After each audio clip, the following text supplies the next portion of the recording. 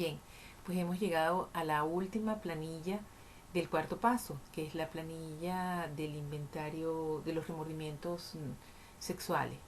En este punto a mí me gusta retomar, en cualquier punto, pero especialmente en este punto a mí me gusta retomar el libro grande de donde, ah, en donde se han inspirado estas planillas, eh, con la aclaratoria de que en este en esta propuesta que yo estoy haciendo, en este formato que estoy utilizando, aunque está fuertemente basado en el libro grande, no es idéntico o total o original a las ideas del libro grande. Tiene incorporadas mi experiencia, Fortaleza y Esperanza, en relación con la recuperación de la codependencia y otras literaturas de los programas, ¿no?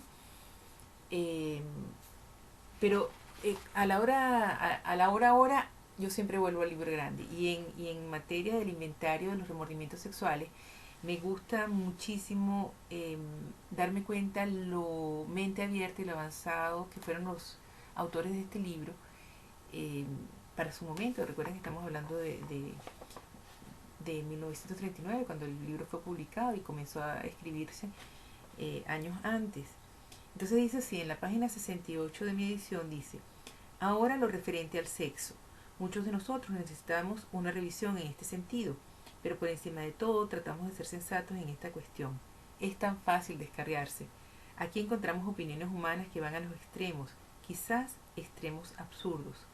Una serie de voces clama que el sexo es un apetito de lo más bajo de nuestra naturaleza, un bajo instinto de procreación. Luego tenemos las voces que claman por sexo y más sexo, las que deploran la institución del matrimonio, las que creen que la mayoría de las dificultades de la raza humana tienen su causa en motivos de la sexualidad. Creen que no tenemos suficiente o que no es de índole apropiada. Ven su importancia por todas partes. Una escuela no le permite al hombre sazonar sus viandas y a la otra quiere que todos estemos a dieta ininterrumpida de pimienta.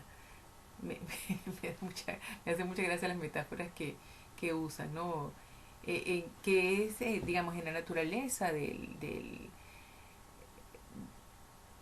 la experiencia sexual para el ser humano, está ese carácter polémico. Es decir, qué es sexo saludable?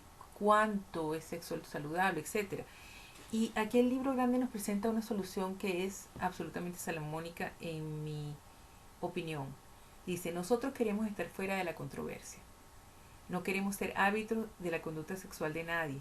Todos tenemos problemas sexuales. Difícilmente seríamos humanos si no los tuviéramos. ¿Qué podemos hacer con ellos?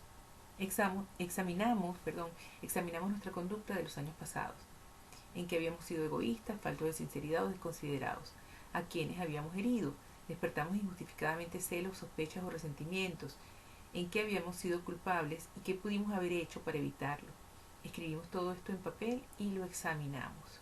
De esta manera tratamos de formarnos un ideal cuerdo y sólido de nuestra vida futura sexual. Entonces, lo que recomienda este libro es que si me causa problemas, si recuerdo mi actuación con remordimiento, eso es un problema. No porque mi comportamiento sea correcto o equivocado, el libro, es decir, el libro grande se sale de la controversia de una manera salomónica. No nos corresponde a nosotros decidir qué es saludable o recomendable o mejor o peor en materia sexual. Simplemente, si algo es problemático para mí, necesita ser inventariado. Punto. Si algo no se corresponde con mis ideales, necesita ser inventariado. Con los ideales de la persona que está haciendo el inventario. Entonces, el inventario sexual es muy importante eh, que estemos claros que el inventario sexual se refiere a mis actuaciones sexuales o de género, como quiera que yo me identifique. Eh, si eso me causa problemas y desidentificación con mis ideales, si siento que lo que hice, la manera como me comporté, no se corresponde con la persona que yo quiero ser, entonces corresponde al inventario sexual. Si por el contrario se trata de una experiencia de alguien que actuó hacia mí, por ejemplo, si hubo abuso sexual durante la infancia o en cualquier otro momento, si hubo abuso de género de cualquier tipo, por ejemplo, es una experiencia en nuestras sociedades tan intolerantes, no es raro, tristemente, que haya abuso hacia las personas transgénero o hacia los homosexuales. Y es, ese abuso no se corresponde en el inventario sexual, se corresponde en el inventario de resentimiento, porque los autores de las acciones abusivas son otras personas, no el que está haciendo el inventario.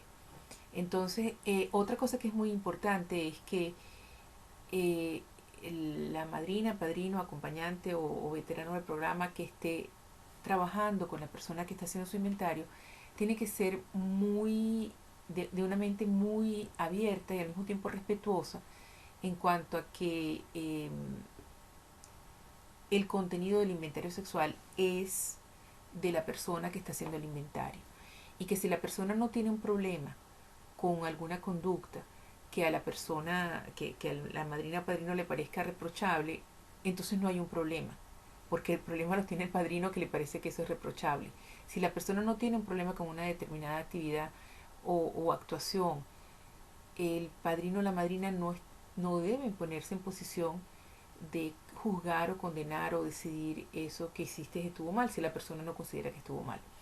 Personalmente yo tengo la historia de un dilema que yo tuve en mi vida matrimonial en cierto momento que se correspondía con el inventario sexual.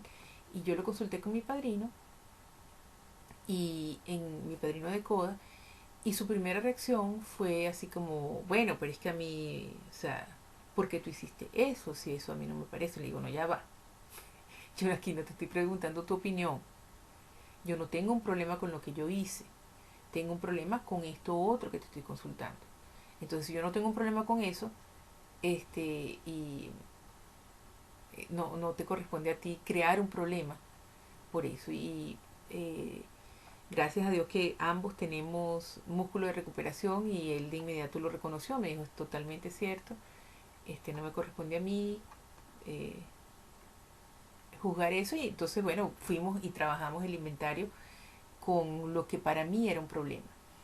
Es decir, lo que debe estar contenido en el inventario sexual son problemas de género y sexuales que son problemáticos para la persona que está haciendo el inventario y nadie más. Puede que sea problemático para la iglesia, puede que sea problemático para la sociedad, puede que sea problemático para la madrina padrino, eso no tiene nada que ver. El libro grande dice, es, eh, no, nos enfocamos en lo que no se corresponda con un ideal de la persona que está haciendo el inventario. Entonces, el ejemplo que yo tengo aquí, por supuesto cambié el nombre para respetar el anonimato. La planilla nuevamente la tienen en mi sitio web, en la biblioteca y el vínculo, como de costumbre, lo pongo en la descripción de este video. Entonces tiene 4 columnas nuevamente. La primera columna, a quién hice daño. La segunda columna tiene 2 subdivisiones, que hice y que desperté en términos de celos, sospechas, amargura y resentimiento. En esto, para codependientes, a mí me gusta, como nosotros somos grandes adivinadores de lo que sienten los demás, y eso es codependencia, eso no es recuperación. Entonces yo aclaro aquí qué sentiría si me lo hubieran hecho a mí. Eso es lo único que yo puedo juzgar aquí. Yo no puedo adivinar qué sintió la otra persona, pero si eso me lo hubieran hecho a mí, ¿qué sentiría yo? Esa es una manera de salir de esa eh, de esa piedrita que nos pone la pregunta qué desperté en otras personas. Yo no sé qué desperté en otras personas, pero sí puedo tener claridad en cuanto a lo que sentiría si me lo hubieran hecho a mí. La tercera columna pregunta, tiene o contempla 3 defectos, como fui egoísta, deshonesta, desconsiderada. Y por supuesto, controladora a través de los patrones de codependencia que se me revelen al analizar este artículo. Y la cuarta columna tiene tanto una oración como una meditación sexual, que son las que están sugeridas en el libro grande. Entonces, con el ejemplo, como todo se ve más claro. En la primera columna, en mi ejemplo, ¿a quién hice daño? A mi exnovio Leo. ¿Qué hice? Lo traté con desdén y me burlé de él cuando me dijo que se estaba enamorando de mí. ¿Por qué esto es parte de lo sexual? Bueno, porque nosotros teníamos una relación romántica y sexual y digamos, yo me arrepiento de mi comportamiento en esa materia, ¿verdad? En, esa, en ese territorio de mi experiencia romántica, ¿no? Entonces, si eso me lo hubieran hecho a mí, ¿qué hubiera sentido? Hubiera sentido amargura, resentimiento y posiblemente sospecha. O sea, esta persona está saliendo conmigo, está teniendo una relación de pareja conmigo y no le gusta que yo le diga que me estoy enamorando de ella.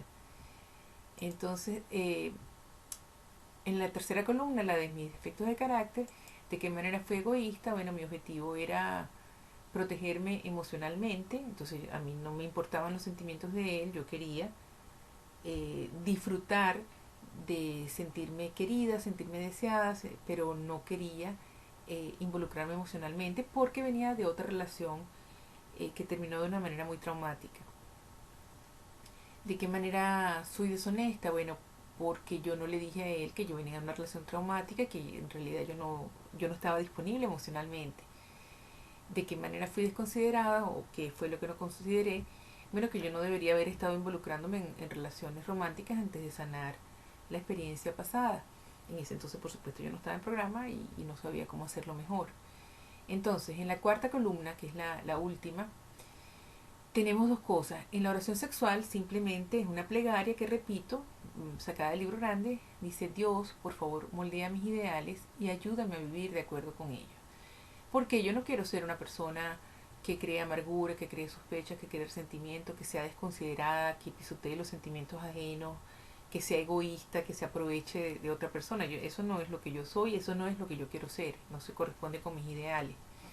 Entonces, la meditación sexual ya es una petición. Dice: Dios, por favor, muéstrame de manera específica qué hacer con respecto a lo que hice, a la columna 2 que traté con desdén y me burlé de esta persona para tratar de protegerme. Entonces, nuevamente, aquí como en la planilla de miedos, a través de la meditación, una vez que hago la oración y la meditación, eh, en este caso es una meditación porque también, aunque es una plegaria, yo estoy esperando una respuesta y esa respuesta viene a través del silencio y a través de esa voz en la que mi poder superior me comunica algo. A veces esa voz no viene de adentro porque el bloqueo es mucho, entonces yo necesito ayuda de mi madrina, padrino, compañeros de recuperación que despierten esa voz de qué manera específica puedo yo, qué puedo hacer específicamente respecto a esto. Entonces, en este caso, lo que esta intuición o esta voz me dijo, bueno, disculparme, este es una de los artículos que merece una disculpa. Eh, pero las disculpas sin cambio son vacías. Si uno se disculpa y no cambia la manera como actúa, esa disculpa mejor que no existiera. Entonces, mi poder superior quiere que yo no me comporte de esa manera más, que yo no busque la protección a través de mis medios limitados. Y especialmente que perdone a otras personas que se han comportado como yo. Aquí viene una historia que espero que no sea muy larga y que voy a contar en el próximo video ya para terminar.